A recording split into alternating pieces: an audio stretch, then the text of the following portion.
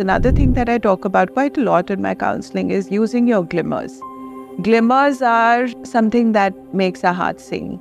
I have to study, मुझे rank भी लानी है, मुझे इतने घंटे पढ़ना है, तो क्या there is no fun and joy in my life left?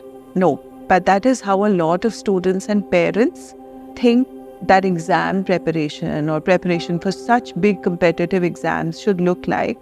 But no, because if we don't stop to bring those small joy moments in our life, तो फिर वही काउंटर प्रोडक्टिव होगा. कितना भी हम पढ़ लें, we will get into a burnt out situation, we will freeze situation में कुछ याद होता नहीं है, learning center shut होता है. So taking these small moments of joy, and they're different for everybody. For example, for me, my glimmer is doodling.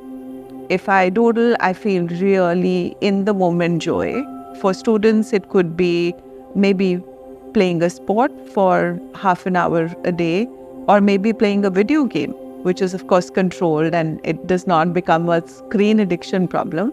It really helps.